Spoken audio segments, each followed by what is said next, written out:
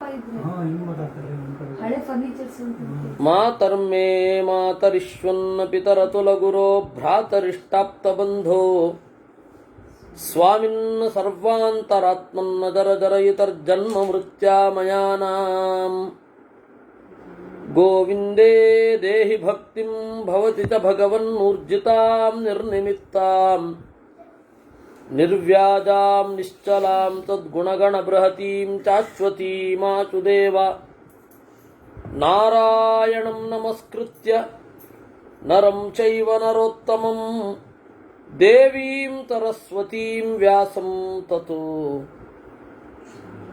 ಜಯಮುದೀರಯೇ ವಿಜಾನತಾಂ ಅವಿತ್ತಸ್ಯ ಮಧ್ವಸ್ಯ ಜಗತಿ ಗುರೋಃ ಪೂರ್ವಾಚಾರ್ಯಮಹಿಷ್ಠಾನಾಂ ಇಯಂ ಪ್ರಣತಿಮಾಲಿಕಾ ಪೂರ್ಣಜ್ಞಾನಾಯ ವಿದ್ಮಹೇ ಪೂರ್ಣಾನಂದಾಯ ಧೀಮಹಿ ತನ್ನೋ ವ್ಯಾಸ ಪ್ರಚೋದಯಾತ್. ನಿನ್ನೆ ಸ್ಯೂಮರಶ್ಮಿ ಎನ್ನುವ ಒಬ್ಬ ಗೃಹಸ್ಥ, ಕಪಿಲ ಅನ್ನುವ ಒಬ್ಬ ಯತಿ, ಅವರಿಬ್ಬರ ನಡುವೆ ನಡೆದ ಸಂವಾದ. ಕಪಿಲ ತನ್ನ ಆಶ್ರಮದ ದೃಷ್ಟಿಯಿಂದ ಹಿಂಸೆ ಬೇಡ ಅಂತ ಹೇಳಿದಾಗ ವೇದದ ಈ ಮಾತುಗಳಿಗೆಲ್ಲ ಏನರ್ಥ ಅಂತ ಸ್ಯೂಮರಶ್ಮಿ ಗೃಹಸ್ಥಾಶ್ರಮದ ಪರವಾಗಿ ಮಾತನಾಡಿದ. ಈ ಎರಡೂ ಆಶ್ರಮಗಳ ಒಂದು ಕುರಿತು ಚರ್ಚೆ ಇಲ್ಲಿ ನಡೆಯುತ್ತೆ. ವಸ್ತುತಃ ಇದು ಭಾಗವತ 5ನೇ ಸ್ಕಂಧದಲ್ಲಿ ಪ್ರಿಯವ್ರತ ಮತ್ತು ಬ್ರಹ್ಮದೇವರ ನಡುವೆ ನಡೆಯುವ ಸಂವಾದದ ತರಹವೇ ಇದೆ. ಪ್ರಿಯವ್ರತ ಅವನು ಹೇಳ್ತಾನೆ, ನಾನು ಗೃಹಸ್ಥಾಶ್ರಮವನ್ನು ತಗೊಳ್ಳೋಲ್ಲ. ಯಾಕೆ ಅಂತಂದರೆ ಗಾರ್ಹಸ್ಥ್ಯ ಅಂತನ್ನೋದು ತತ್ವಶಾಸ್ತ್ರಕ್ಕೆ ಪ್ರತಿಬಂಧಕ, ಸಾಧನೆಗೆ ಪ್ರತಿಬಂಧಕ ಅಂತ ಹೇಳುತ್ತಾನೆ. ಆಗ ಆ ಪ್ರಿಯವ್ರತನಿಗೆ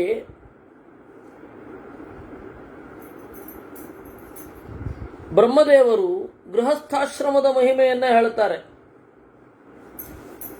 ಅದರ ಎಕ್ಸ್ಪ್ಯಾಂಡೆಡ್ ವರ್ಷನ್ ಇದು ಕಪಿಲ ಹಾಗೂ ಸ್ಯೂಮರಶ್ಮಿ ಅನ್ನುವವರ ಸಂವಾದ. ಈ ಪ್ರಾಯ ಈ ಋಷಿಯ ಹೆಸರೇ ಕಿವಿಗೆ ಬಿದ್ದಿರೋದು ಕಷ್ಟ ಇರುತ್ತೆ ಇವತ್ತು. ಸ್ಯೂಮರಶ್ಮಿ ಅಂತ ಹೇಳಿ ಯಾವ ಋಷಿಯನ್ನು ನಾವು ಸಹಜವಾಗಿ ಕೇಳಿರೋಲ್ಲ. ಸ್ಯೂಮ ಅಂದರೆ ಸೂಕ್ಷ್ಮ, ರಶ್ಮಿ ಅಂತಂದರೆ ವಿಚಾರ ಕಿರಣ, ಎಕ್ಸರೇ ಅಂತ ಇವತ್ತಿನ ಪರಿಭಾಷೆಯಲ್ಲಿ ಹೇಳಬಹುದು. ಎಕ್ಸರೇ ಅಂತಹ ದೃಷ್ಟಿ ಇರುವವ. ನಿನ್ನೆ ನಾವು ಅದನ್ನು ನೋಡಿದೆವು. 253ನೆಯ ಅಧ್ಯಾಯದಲ್ಲಿ ಇವತ್ತು ಕಪಿಲನ ವ್ಯೂ ಅನ್ನು ಕೇಳಬೇಕು. ಏತಾವದನು ಪಶ್ಯಂತಹ ಯತಯೋ ಯಾಂತಿ ಮಾರ್ಗಗಾಃ ನೈಷಾಂ ಸರ್ವೇಷು ಲೋಕೇಶು ಕಶ್ಚಿದಸ್ತಿ ವ್ಯತಿಕ್ರಮಃ. ನೋಡಪ್ಪ, ನಾನು ಒಬ್ಬ ಸನ್ಯಾಸಿ. ನನಗೆ ಗೃಹಸ್ಥಾಶ್ರಮದಲ್ಲಿ ರಸ ಕಾಣಲಿಲ್ಲ. ಅದರಿಂದಾಗಿ ನಾನು ಸನ್ಯಾಸವನ್ನು ತಗೊಂಡೆ. ಸನ್ಯಾಸದಲ್ಲಿ ಏನು ರಸ ಇದೆ ಅಂತ ಹೇಳಬೇಕಲ್ವಾ? ಅದನ್ನು ನಾನೀಗ ಹೇಳುತ್ತೇನೆ. ಏತಾವದನುಪಶ್ಯಂತಹ ಯತಯೋ ಯಾಂತಿ ಮಾರ್ಗಗಾಃ. ಇದನ್ನ ಯತಿಗಳು ಅರ್ಥ ಮಾಡಿಕೊಂಡಿದ್ದಾರೆ. ವೇದದ ಮಾತುಗಳನ್ನು ನೀನೇನು ಹೇಳಿದೆ, ಕರ್ಮ ಮಾಡಬೇಕು ಅಂತ ಇದೆ, ಕರ್ಮ ಮಾಡದಿದ್ದರೆ ಲೋಕದ ಸ್ಥಿತಿಗತಿಗಳೇನಾಗಬೇಕು, ಆಮೇಲೆ ಜಲಚರ ಪ್ರಾಣಿಗಳು, ವನಚರ ಪ್ರಾಣಿಗಳು, ಪಕ್ಷಿಗಳು, ವೃಕ್ಷಗಳು ಎಲ್ಲವೂ ಕೂಡ ಒಳ್ಳೆ ಗತಿಯನ್ನು ಪಡಿಬೇಕು ಅಂತಂದರೆ ದೇವರ ಪೂಜೆ ಮಾಡಬೇಕು, ಒಂದು ಪೂಜೆಗೆ ಸಾಧನ ಆಗಬೇಕು. ಪೂಜೆ ಮಾಡಲಿಕ್ಕೆ ಆಗೋಲ್ಲ, ಇಂದ್ರಿಯಗಳ ಅನುಕೂಲ ಇಲ್ಲ ಅಲ್ವೇ? ಪೂಜೆ ಮಾಡಲಿಕ್ಕೆ ಆಗೋಲ್ಲ. ಯಾಕೆಂದ್ರೆ ಇಂದ್ರಿಯಗಳ ಅನುಕೂಲತೆ ಇಲ್ಲ.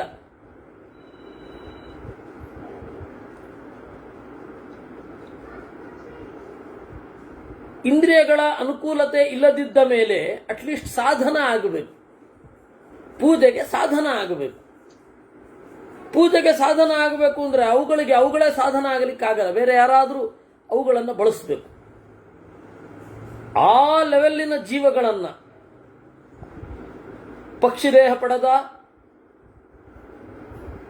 ವೃಕ್ಷ ದೇಹ ಪಡೆದ, ಬೇರೆ ಬೇರೆ ಸ್ಥಾವರ ಪ್ರಪಂಚದ ಜೀವಗಳನ್ನು ಪಡೆದವರು ಏನಿದ್ದಾರೆ ಅವರಿಗೆ ಒಂದು ಸದ್ಗತಿ ಆಗಬೇಕು ಅಂತಂದರೆ ಪೂಜಾ ಸಾಧನ ಆಗಬೇಕು. ಅದಕ್ಕಾಗಿ ಯಜ್ಞವನ್ನು ದೇವರು ಕಲ್ಪನೆ ಮಾಡಿದ್ದಾನೆ. ಯಜ್ಞ ಅನ್ನೋದು ಸರ್ವೋಪಕಾರಕ. ಎಲ್ಲರೂ ಉದ್ಧಾರ ಆಗ್ತಾರೆ. ನಮ್ಮ ಕಲೆ ಯಜ್ಞಶಾಲೆಯನ್ನ ನೇರ್ಪುಗೊಳಿಸುವುದರಲ್ಲಿ ಸಮರ್ಥ ಆಗತ್ತೆ. ನಮ್ಮ ಹಾಡು, ನಮ್ಮ ನಾಟ್ಯ ಯಜ್ಞಶಾಲೆಯಿಂದ ಆರಂಭ ಆಗತ್ತೆ. ಅವಾಗೆಲ್ಲ ಹಾಡು, ನಾಟ್ಯ ಇತ್ಯಾದಿಗಳೆಲ್ಲ ಯಜ್ಞದ ಹಿನ್ನೆಲೆಯಲ್ಲೇ ಆಗ್ತಾ ಇದ್ದದ್ದು. ಆಮೇಲೆ ಊರ ಜಾತ್ರೆಗಳಲ್ಲಿ ಆಗೋದು. ಅದೇನಾಯಿತು, ಆಸ್ತಿಕರ ಹಿಡಿತರಿಂದ ನಾಸ್ತಿಕರ ಹಿಡಿತಕ್ಕೆ ಆಮೇಲೆ ಬಂತು. ಕಲೆಯಲ್ಲಿರುವವರು ದೇವರನ್ನ ಪ್ರತಿಭಟನೆ ಮಾಡಲಿಕ್ಕೆ ಶುರು ಮಾಡೋದು. ವಿಶೇಷತಃ ಅದು ಬರ್ಟೋಲ್ಟ್ ಬ್ರೆಕ್ಟ್ ಅಂತ ಹೇಳಿ, ಅವರು ಬರ್ಟೋಲ್ಟ್ ಬ್ರೆಸ್ಟ್ ಅಂತಾರೆ, ಜರ್ಮನ್ ನಾಟಕಕಾರ. ಆ ಬರ್ಟೋಲ್ಟ್ ಬ್ರೆಕ್ಟ್ ಏನಿದ್ದಾನೆ ಅವನು ವಿಶ್ವದ ರಂಗಭೂಮಿಯದ ಒಂದು ಭಾರಿ ಇನ್ಫ್ಲುಯೆನ್ಸ್ ಮಾಡಿದ. ಅದರ ಮೇಲೆ ಹೇಗೆ ನಾಟಕ ಇರಬೇಕು, ಹೇಗೆ ಸ್ಟೇಜ್ ಇರಬೇಕು, ಎಲ್ಲಿ ಎಂಟ್ರಿ, ಎಲ್ಲಿ ಎಕ್ಸಿಟ್, ಬೆಳಕು ಎಲ್ಲಿ ಬರಬೇಕು ಇತ್ಯಾದಿಗಳನ್ನು ಪರಿಷ್ಕಾರ ಮಾಡೋದು ಅವನು.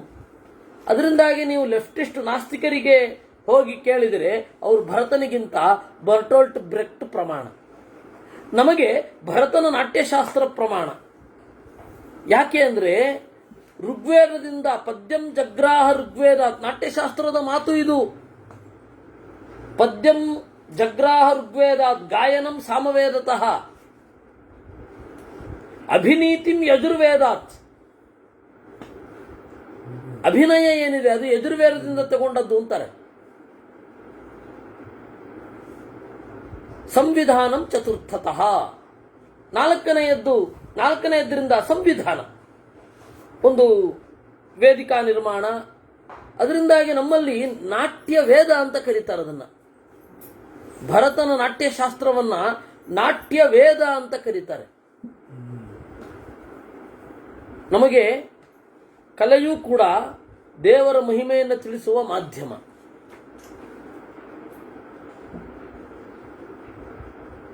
ಒಮ್ಮೊಮ್ಮೆ ನನಗನ್ಸುತ್ತೆ ಪಾಡ್ಯ ಅಥವಾ ಬೇರೆ ಅನಧ್ಯಾಯಗಳಲ್ಲಿ ಈ ತರಹದ ಕೆಲವೊಂದು ಸಂಗತಿಯನ್ನ ಹೇಳಬೇಕು ಜನರಿಗೆ ಅಂತ ಅನ್ಸುತ್ತೆ.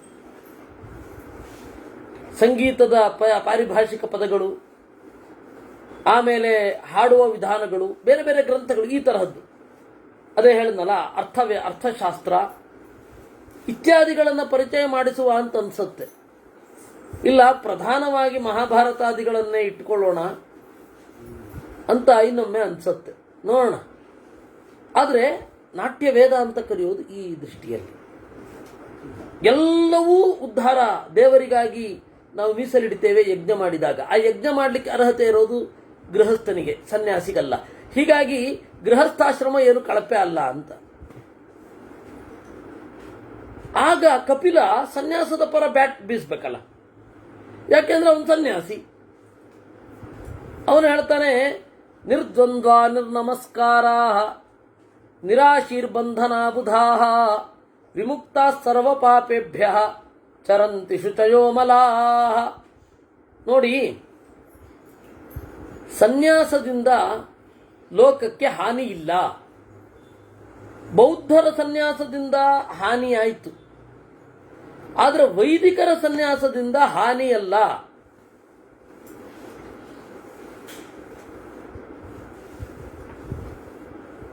ಬೌದ್ಧರ ಸನ್ಯಾಸದಿಂದ ಜಗತ್ತಿಗೆ ಹಾನಿಯಾಯಿತು, ಯಾವುದೇ ಕಾರಣಕ್ಕೂ ವೈದಿಕರ ಸನ್ಯಾಸದಿಂದ ಹಾನಿಯಾಗಲಿಲ್ಲ.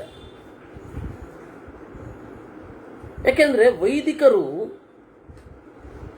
ಬಹಳ ಜನರಿದ್ರೆ, ಒಂದು 20 ಜನರಿದ್ರೆ ಒಬ್ಬನಿಗೆ ಮಾತ್ರ ಸನ್ಯಾಸ ತಗೊಳ್ಳಿಕ್ಕೆ ಅನುಮತಿ ಇತ್ತ ಹಾಗೆ. 20 ಜನರಲ್ಲೂ ಅಲ್ಲ, 100 1000 ಒಂದು. ಆದರೆ ಬೌದ್ಧರನ್ನು ನೀವು ನೋಡಿದರೆ ಮಠದಲ್ಲಿ ಕುಟುಂಬದ ಒಬ್ಬ ಇರಲೇಬೇಕು ಸನ್ಯಾಸಿಯಾಗಿ. ಟಿಬೇಟಿನಲ್ಲಿ ಈಗಲೂ ಕೂಡ ಆ ಪದ್ಧತಿ ಇದೆಯಂತೆ, ಮೊದಲು ಇತ್ತು ಹಾಗೆ. ಅದರಿಂದಾಗಿ ನಮ್ಮ ಸನ್ಯಾಸ ಪದ್ಧತಿ ಹಾಗಲ್ಲ, ಬಹಳ ಕಡಿಮೆ ಜನ. ಅದಕ್ಕೆ ಅವನು ಹೇಳ್ತಾರೆ, ನೈಷಾಂ ತರಬೇತು ಲೋಕೇಶು ಕಶ್ಚಿದಸ್ತಿ ವ್ಯತಿಕ್ರಮ ಯತಯ. ಯತಿಗಳಿಂದ ಜಗತ್ತಿಗೆ ಯಾವುದೇ ತೊಂದರೆ ಇಲ್ಲ. ಯತಿಗಳು ಜಗತ್ತಿಗೆ ವಿರುದ್ಧವಾಗಿ ಸಾಗೋದಿಲ್ಲ. ನೀವು ಯಾರು ಮದುವೆ ಆಗಬೇಡಿ ಅಂತ ಯಾವ ಯತಿನೂ ಹೇಳಲ್ಲ.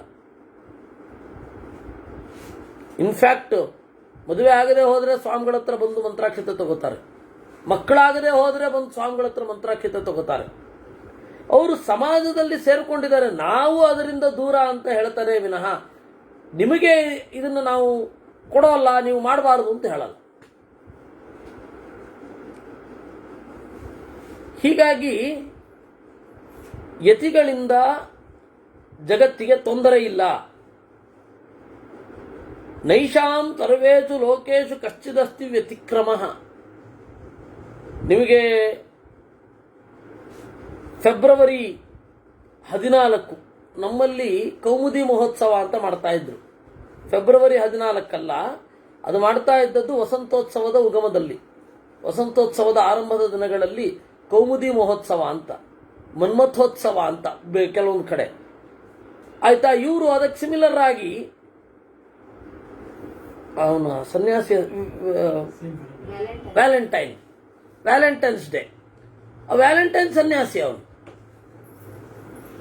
ಅಲ್ಲಿಯ ರಾಜ, ಇಟಲಿಯ ರಾಜ ಕಾಣುತ್ತೆ, ಅವನು ಯಾವ ಸನ್ಯಾಸಿಗೂ ಕೂಡ, ಯಾವ ಸೈನಿಕನು ಕೂಡ ಮದುವೆ ಆಗಬಾರದು. ಯಾಕೆ ಅಂದರೆ ಅವರ ಗಮನ ಎಲ್ಲ ಅಲ್ಲೇ ಇರುತ್ತೆ, ರಜೆ ತಗೊಳ್ಳೋದ್ರ ಬಗ್ಗೆ ಯೋಚನೆ ಮಾಡ್ತಾರೆ, ಯುದ್ಧಕ್ಕೆ ಅವಶ್ಯವಾಗಿ ಬೇಕಾದಾಗ ಅವರನ್ನು ಒಟ್ಟಾಕೋದೇ ಪ್ರಾಬ್ಲಮ್ ಆಗಿಬಿಡತ್ತೆ ಅಂತ ಅವನು ಹೇಳ್ತಾ ಇದ್ದದ್ದು. ಆಗ ಎಲ್ಲರ ಪರವಾಗಿ ನಿಂತುಕೊಂಡು ಒಬ್ಬ ಸನ್ಯಾಸಿ ಗಲಾಟೆ ಮಾಡಿದ್ದು. ಇಲ್ಲ, ಮದುವೆ ಆಗಲೇಬೇಕು, ಪ್ರೀತಿಸಿದವರು ಮದುವೆ ಆಗಲೇಬೇಕು, ನೀವು ಅದಕ್ಕೆ ಅವಕಾಶ ಕೊಡಬೇಕು, ಪ್ರೀತಿ ಹುಟ್ಟೋದು ನಮ್ಮ ಕೈಯಲ್ಲಿಲ್ಲ.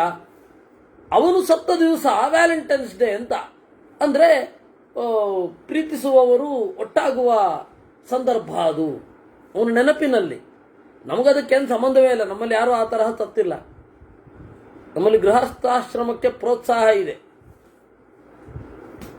ಅದರಿಂದ ಯತಿಗಳು ಯಾವುದೇ ಕಾರಣಕ್ಕೂ ಸನ್ಯಾಸಕ್ಕೆ ಕಂಟಕರಲ್ಲ. ಸನ್ಯಾಸದ ವ್ಯವಸ್ಥೆ ಇದು, ಸಮಾಜದ ವ್ಯವಸ್ಥೆಯೊಳಗಡೆ ಸೇರ್ಕೊಂಡು ಬಿಟ್ಟಿರ್ತಾರೆ, ಸಮಾಜಕ್ಕೆ ಕಂಟಕರಲ್ಲ. ನಿರ್ದ್ವಂದ್ವ ನಿರ್ನಮಸ್ಕಾರ ನಿರಾಶೀರ್ಬಂಧನ ಬುಧ, ಅವರಿಗೆ ದ್ವಂದ್ವಗಳಿರಲ್ಲ. ದೇವರಿಗೆ ಏನೋ ಬೇಕು ಅಂತ ನಮಸ್ಕಾರ ಮಾಡೋಲ್ಲ. ಯಾಕೆ ಅಂದರೆ ಅದಕ್ಕೆ ಬೇಕಾದ ನಿರಾಶೀರ್ಬಂಧನ ಆಶಯ ಇರಲ್ಲ. ಪ್ರಜ್ಞಾವಂತರಾಗಿರ್ತಾರೆ, ಪಾಪಗಳ ಸಾಧ್ಯತೆಯಿಂದ ವಿಮುಕ್ತರಾಗಿರ್ತಾರೆ, ಅವರು ಹಂಗೆ ತಿರುಗಾಡ್ತಾರೆ. ಅಪವರ್ಗೇಥ ಸಂತ್ಯಾಗೆ ಬುದ್ಧೌ ಚ ಕೃತ ನಿಶ್ಚಯಾ ಬ್ರಹ್ಮಿಷ್ಟ ಬ್ರಹ್ಮಭೂತಾಶ್ಚ ಬ್ರಹ್ಮಣ್ಯೇವ ಕೃತಾಲಯ. ಎಲ್ಲವನ್ನ ತ್ಯಾಗ ಮಾಡ್ತಾರೆ. ಯಾಕೆಂದ್ರೆ ಮೋಕ್ಷಕ್ಕಾಗಿ. ವೇದದಲ್ಲಿ ತೊಡಗಿ ನಾರಾಯಣನಲ್ಲಿ ನೆಲೆಗೊಂಡು ದೇವರಲ್ಲಿಯೇ ಮನಸ್ಸನ್ನು ಇಟ್ಟಿರ್ತಾರೆ. ವಿಶೋಕ ನಷ್ಟ ರಜಸಃ ತೇಷಾಂ ಲೋಕಾ ಸನಾತನ ತೇಷಾಂ ಗತಿಂ ಪರಾಂ ಪ್ರಾಪ್ಯ ಗಾರ್ಹಸ್ಥ್ಯೇ ಕಿಂ ಪ್ರಯೋಜನಂ. ಈ ರೀತಿ ಸನ್ಯಾಸಿಗಳು ಎತ್ತರದಲ್ಲಿ ಇರ್ತಾರೆ. ಈಗ ಹೇಳು, ಗಾರ್ಹಸ್ಥ್ಯದಲ್ಲಿ ಏನು ರಸ ಇದೆ? ಬೀಳಲಿಕ್ಕೆ ಹೆಚ್ಚು ಸಾಧ್ಯತೆಗಳಿದೆ. ಅಲ್ಲಿ ಬೀಳಲಿಕ್ಕೆ ಹೆಚ್ಚು ಸಾಧ್ಯತೆ ಇರೋದು ಗೃಹಸ್ಥಾಶ್ರಮದಲ್ಲಿ. ಭಾಗವತದಲ್ಲಿ ಒಂದು ಮಾತು ಬರುತ್ತೆ, ಬಹ್ವ್ಯಸ್ತ ಪತ್ನೈವ ಗೇಹ ಪತಿಂ ಋಣಂತಿ ಅಂತ. ಜಿಹ್ವೈಕತೋಚ್ಯುತ ವಿಕರ್ಷತಿ ಅಂತ ಒಂದು ಶ್ಲೋಕ ಬರುತ್ತೆ. ನನ್ನನ್ನು ನಾಲಿಗೆ ಒಂದು ಕಡೆ ಎಳಿತಾ ಇದೆ, ಕೆಳಗಡೆಯ ಸೆಳೆತ ಬೇರೆ, ಈ ರೀತಿ ಎಲ್ಲವೂ ಒಂದೊಂದು ಕಡೆ ನನ್ನನ್ನು ಎಳಿತಾ ಇದೆ ಅಂತ ಹೇಳ್ತಾ ಇಂದ್ರಿಯಗಳ ಕಾಟ ಸಹಿಸಲು ಸಾಧ್ಯ. ಅದಕ್ಕೆ ಅವ್ರು ಕೊಡೋ ಉದಾಹರಣೆ ಬಹ್ವ್ಯ ಸಪತ್ನ್ಯೈವ ಗೇಹಪತಿಂ ಲುನಂತಿ. ಒಬ್ಬ ವ್ಯಕ್ತಿಯ ಬಹಳ ಜನ ಹೆಂಡಿರು ಗಲಾಟೆ ಮಾಡಿಕೊಂಡು ಗಂಡನನ್ನ ದಿಕ್ಕುಗೆಡಿಸುವ ಹಾಗೆ ಇಂದ್ರಿಯಗಳು ಎಲ್ಲ ಕಡೆ ಸೆಳೆಯುತ್ತಾ ನನ್ನನ್ನು ದಿಕ್ಕು ಕೆಡಿಸ್ತಾ ಇದೆ ಅಂತ ಹೇಳ್ತಾರೆ. ಹೀಗಾಗಿ ಗಾರ್ಹಸ್ಥ್ಯದಲ್ಲಿ ಬೀಳುವ ಸಾಧ್ಯತೆಗಳೇ ಜಾಸ್ತಿ. ಆದ್ದರಿಂದ ಗಾರ್ಹಸ್ಥ್ಯೇ ಕಿಂ ಪ್ರಯೋಜನಂ ಅಂತ ಕೇಳ್ತಾನವನು ಕಪಿಲ. ಅದಕ್ಕೆ ಸ್ಯೂಮರಶ್ಮಿ ಹೇಳ್ತಾನೆ, ಯದ್ಯೇತಾಂ ಪರಮಾನಿಷ್ಠಾ ಯದ್ಯೇತಾಂ ಪರಮಾಗತಿ ಗೃಹಸ್ಥಾನ್ ಅನುಪಾಶ್ರಿತ್ಯ ನಾಶ್ರಮೋನ್ಯ ಪ್ರವರ್ತತೆ. ಎಷ್ಟು ಸುಲಭವಾಗಿ ಹೇಳ್ಬಿಟ್ರಿ ಸ್ವಾಮಿ, ಗಾರ್ಹಸ್ಥ್ಯೇ ಕಿಂ ಪ್ರಯೋಜನಂ ಅಂತ. ಅವಾಗ ಗಾರ್ಹಸ್ಥ್ಯಕ್ಕೆ ಏನು ಪ್ರಯೋಜನ ಅಂತ ನಿಮ್ಮ ಪ್ರಶ್ನೆ. ಗಾರ್ಹಸ್ಥ್ಯಕ್ಕೆ ಏನು ಪ್ರಯೋಜನ ಅಂದ್ರೆ ನಮ್ಮಲ್ಲಿ ಒಬ್ಬ ಹುಟ್ಟಿದವನೇ ಸನ್ಯಾಸಿ ಆಗೋದು. ಏನ್ ತಬುಕಂದ ಮೇಲ್ಗಡೆಯಿಂದ ಉದುರು ಬಿಡಲ್ಲ. ನಮ್ಮ ನಡುವೆ ಇದ್ದವನು, ನಮ್ಮಂತೆ ಹುಟ್ಟಿದವನು, ನಮ್ಮದೇ ಆ ತರಹದ ಸಂಸ್ಕಾರಗಳನ್ನು ಪಡೆದವನು ಸನ್ಯಾಸ ಅನ್ನುವ ಸಂಸ್ಕಾರವನ್ನು ಪಡಿತಾನೆ. ಹೀಗಾಗಿ ನಮ್ಮೆಲ್ಲರ ಆವೇಗ, ನಮ್ಮೆಲ್ಲರ ಒಂದು ಗತಿ ಅವನಿಗೂ ಇರುತ್ತೆ. ಈ ಹಿನ್ನೆಲೆಯಲ್ಲಿ ಗಾರ್ಹಸ್ಥ್ಯೇ ಕಿಂ ಪ್ರಯೋಜನಂ ಅಂತ ಕೇಳಿದ್ರಲ್ಲ, ಸನ್ಯಾಸಿ ಆಗಬೇಕು ಅಂತ ಆದರೆ ಮೊದಲು ಹುಟ್ಟಬೇಕು. ಹುಟ್ಟಿದವನು ಸನ್ಯಾಸಿ ಆಗಬೇಕು, ಹುಟ್ಟದೇ ಇರೋನು ಸನ್ಯಾಸಿ ಆಗಲ್ಲ. ಹುಟ್ಟಬೇಕು ಅಂತಂದ್ರೆ ನಾವಿಬ್ರು ಬೇಕು. ಯಥಾ ಮಾತರಮಾಶ್ರಿತ್ಯ ಅಷ್ಟೇ ಅಲ್ಲದೆ ಸನ್ಯಾಸಿಗೆ ಭಿಕ್ಷೆ ಕೊಡೋರು ಯಾರು? ಗೃಹಸ್ಥರು.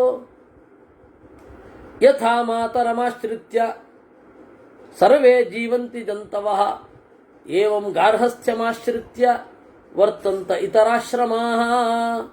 ಅದರಿಂದಾಗಿ ಹೇಗೆ ತಾಯಿಯನ್ನ ಆಶ್ರಯಿಸಿ ಎಲ್ಲರೂ ಬದುಕ್ತಾರೋ ಜಂತುಗಳು, ಹಾಗೆ ಈ ಗೃಹಸ್ಥಾಶ್ರಮವನ್ನು ಆಶ್ರಯಿಸಿ ಎಲ್ಲರೂ ಬದುಕ್ತಾರೆ. ಬ್ರಹ್ಮಚಾರಿಗಳಿಗೆ ಊಟಕ್ಕೆ ಹಾಕುವವಳು ಯಾರು? ಗಂಡು ಜಪವನ್ನೋ ತಪಸ್ಸನ್ನೋ ಮಾಡ್ತಾ ಕೂತ್ಕೊಂಡ್ರೆ ಅಲ್ಲಿ ಇವರ ಪ್ರಾಣಾಗ್ನಿಹೋತ್ರಕ್ಕೆ ತಯಾರು ಮಾಡೋಳು ಯಾರು? ಸನ್ಯಾಸಿಗಳ ಪ್ರಾಣಾಗ್ನಿಹೋತ್ರವೂ ಕೂಡ ಗೃಹಿಣಿಯಿಂದಲೇ ಆಗುವಂಥದ್ದು. ಅವಾಗೆಲ್ಲ ಸನ್ಯಾಸಿಗಳು ಗೃಹಿಣಿಯ ಕೈಯ ಅಡಿಗೆಯನ್ನೇ ಊಟ ಮಾಡ್ತಾ ಇದ್ರು. ಒಂದು ಸಂಸ್ಥೆ, ಅದಕ್ಕೆ ಒಬ್ಬರು ಕೆಲಸ ಮಾಡುವವರು, ಕರ್ಮಕರರು ಹೀಗೆಲ್ಲ ಇರ್ತಿರ್ಲಿಲ್ಲ. ಯಾಕೆಂದ್ರೆ ಅವಾಗ ಅಷ್ಟು ಸಹಜ. ಈಗ ಸನ್ಯಾಸಿಗಳು ಬಹಳ ಮಡಿ ಮಾಡಬೇಕು ಅಂತ, ಸನ್ಯಾಸಿಗಳು ಮಡಿ ಇಲ್ಲ ಅಲ್ಲಿ ವಸ್ತುತಃ. ನೀವು ಆ ಆಚಾರ್ಯರನ್ನು ನೋಡಿದ್ರೆ ಜೋಳಿಕಾಂ ಪ್ರಗೃಹ್ಯ ಅಂತಾರೆ. ಜೋಳಿಗೆ ಹಿಡ್ಕೊಂಡು ಹೋಗ್ಬೇಕು. ಸನ್ನಹ್ಯ ಜೋಳಿಕಾಂ ತ್ರಿಪಂಚ ಸಪ್ತ ಸದ್ಮೆ ಗೇಹೇಶು ತಥೋ ನಾಣ್ಯಂ ಪ್ರಯಾಚಯೇತ್. 1 3 1 5 1 7 ಪರಮಾವಧಿ ಇದ್ರೆ 7. ಅವತ್ತು ಭಿಕ್ಷೆ ಸಿಗಲಿಲ್ವಾ? ನಿರಾಹಾರ ಅಂತಾರೆ.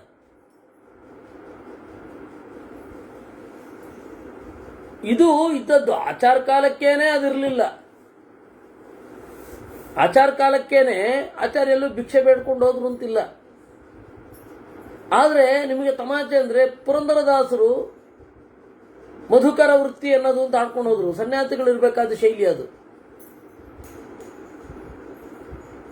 ಅಂದ್ರೆ ಸಮಾಜದ ಸ್ಥಿತಿ ಬದಲಾಗ್ತಾ ಇತ್ತು, ಬದಲಾಗಿದೆ ಅಂತ.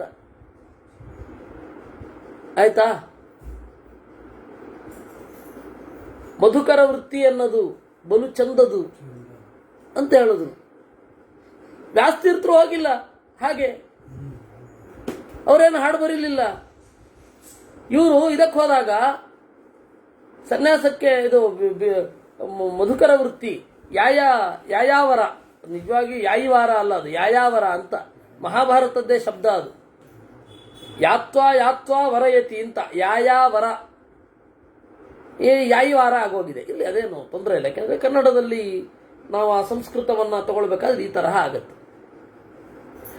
ಯಾಯ್ವಾರಕ್ಕೆ ಹೋದಾಗ ಯಾರು ಠಾಪಕ್ಕಂತ ಬಾಗಲಾಕಿದ್ಲು, ಕದವ ಮುಚ್ಚಿದಳಿದಕ್ಕೋ ಗಯ್ಯಾಳಿ ಮೂಡಿ ಅಂತ ಹಾಡ್ಕೊಂಡ್ಬಿಟ್ರು ಪುರಂದರದಾಸರು. ರಾಮಾಯಣ ಮಹಾಭಾರತದ ಪುಣ್ಯ ಕಥೆಗಳು ಕಿವಿಗೆ ಬೀಳಬಾರದೆಂದು ಕದವ ಮುಚ್ಚಿದಳಿದಕ್ಕೋ ಗಯ್ಯಾಳಿ ಮೂಡಿ ಎಂದರು. ಅದರಿಂದ ಯತಿ, ಬ್ರಹ್ಮಚಾರಿ, ವಾನಪ್ರಸ್ಥನನ್ನು ಬಿಡಿ, ಅವನಿಗೆ ಹೆಂಡತಿ ಇದ್ದಾಳೆ, ಹೆಂಡತಿ ಸತ್ರೆ ಅವನು ಮತ್ತೆ ಸನ್ಯಾಸಕ್ಕೆ ಹೋಗಬೇಕು, ಕಾಡಿನಿಂದ ವಾಪಸ್ಸು ಬರಲಿಕ್ಕಿಲ್ಲ. ಹೆಂಡತಿ ಸತ್ತವನಿಗೆ ಶಾಂತಿಕ ಪೌಷ್ಟಿಕ ಕರ್ಮಗಳಲ್ಲಿ ಅಧಿಕಾರವೇ ಇಲ್ಲ. ಹೆಂಡತಿ ಸತ್ತದ್ಮೇಲೆ 60ನೇ ವರ್ಷದ ಶಾಂತಿ ಯಾರಿಗೆ? ಹೆಂಡತಿ ಜೊತೆಗಿದ್ರೆ ಮಾತ್ರ ಮಾಡಬೇಕು. ಅದರಿಂದ ಇಲ್ಲಿ ಗೃಹಸ್ಥ ಅಂತನ್ನುವವನು ಎಲ್ಲರಿಗೂ ಒಂದು ಲೈಫ್ ಲೈನ್ ಇದ್ದ ಹಾಗೆ. ಅವರಿಲ್ಲ ಅಂದ್ರೆ ಇನ್ನೊಂದು ಆಶ್ರಮವೇ ಇಲ್ಲ. ಗೃಹಸ್ಥ ಏವ ಯಜತೆ ಗೃಹಸ್ಥಸ್ತಪ್ಯತೆ ತಪಃ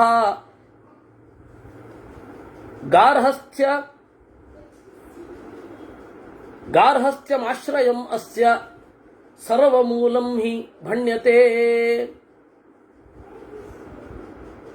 ಗಾರ್ಹಸ್ಥ್ಯಮಸ್ಯ ಸರ್ವಸ್ಯ ಮೂಲಂ ಯತ್ಕಿಂಚಿದೇವ ಹಿ ಅಂತ ಇನ್ನೊಂದು ಪಾಠ. ಗಾರ್ಹಸ್ಥ್ಯಮಸ್ಯ, ಗೃಹಸ್ಥಾಶ್ರಮವೇ ಎಲ್ಲಕ್ಕೂ ಮೂಲ. ಗೊತ್ತಾಯ್ತಾ? ಸರ್ವಮೂಲ ಮಧ್ವಾಚಾರ್ಯ ಗ್ರಂಥಕ್ಕೆ ಮಾತ್ರ ಅಲ್ಲ ಹೆಸರು, ಗೃಹಸ್ಥಾಶ್ರಮಕ್ಕೂ ಸರ್ವಮೂಲ ಅಂತಾನೆ ಕರಿಬೇಕು ನೀವು. ಯತ್ಯಾಶ್ರಮವನ್ನು ಸರ್ವಮೂಲ ಅಂತ ಕರೀಲಿಕ್ಕಿಲ್ಲ, ಗೃಹಸ್ಥಾಶ್ರಮವನ್ನು ಸರ್ವಮೂಲ ಅಂತ ಕರಿಬೇಕು. ಪ್ರಜನಾದ್ಯಭಿನಿರ್ವೃತ್ತಾ ಸರ್ವೇ ಪ್ರಾಣಭೃತೋ ಮುನೆ ಪ್ರಜನಶ್ಚಾನ್ಯತೋನ್ಯತ್ರ ನ ಕಥಂಚನ ವಿದ್ಯತೆ. ಯಾಕೆ ಅಂದರೆ ಎಲ್ಲರೂ ಕೂಡ ಹುಟ್ಟಿಯೇ ಬಂದದ್ದು. ಸರ್ವೇ ಪ್ರಾಣಭೃತಃ ಪ್ರಜನಾದ್ಯಭಿನಿರ್ವೃತ್ತ, ಎಲ್ಲರೂ ಹುಟ್ಟಿದವರೇ, ಯಾರೂ ಹುಟ್ಟದವರಲ್ಲ. ಇಲ್ಲಿ ನಮಗೆ ಕಾಣುವವರು ಹಿಂದೊಮ್ಮೆ ಆಗಿ ಹೋದವರು ಎಲ್ಲರೂ ತಾಯಿಯ ಬಸಿರಿನಿಂದಲೇ ಬಂದವರು. ಯಥಾಸ್ಯುರ್ಬೈರ್ಹಿರೋಚದ್ಯೋ ಬಹಿರನ್ಯಸ್ತಥಾ ದ್ವಿಜ ಓಷಧಿಭ್ಯೋ ಬಹಿರ್ಯಸ್ಮಾತ್ ಪ್ರಾಣಿ ಕಶ್ಚಿನ್ನ ವಿದ್ಯತೆ. ಓಷಧ್ಯ, ಭತ್ತ ಮೊದಲಾದವುಗಳು, ಅವುಗಳು ಹೊರಗಡೆ ಮೊಳೆತು ಬರುತ್ತವೆ. ಅದನ್ನು ತಿಂದವರ ಹೊಟ್ಟೆಯಲ್ಲಿ ಜೀವರು ಮೊಳೆತು ಬರ್ತಾರೆ. ಕಸ್ಯೈಷಾ ವಾಗ್ಭವೇತ್ ಸತ್ಯ ಮೋಕ್ಷೋ ನಾಸ್ತಿ ಗೃಹಾದಿತಿ ಅಶ್ರದ್ಧದಾನೈರಪ್ರಾಜ್ಞೈ ಸೂಕ್ಷ್ಮದರ್ಶನ ವರ್ಜಿತೈ. ಸೂಕ್ಷ್ಮದರ್ಶನ ಇರದವರು ಈ ತರಹ ಮಾತಾಡ್ತಾರಷ್ಟೇ, ಗೃಹಸ್ಥಾಶ್ರಮಿಗೆ ಮೋಕ್ಷ ಇಲ್ಲ ಅಂತ. ಗೃಹಸ್ಥಾಶ್ರಮಿಗೆ ಮೋಕ್ಷ ಇಲ್ಲ ಅಂತ ಹೇಳಿ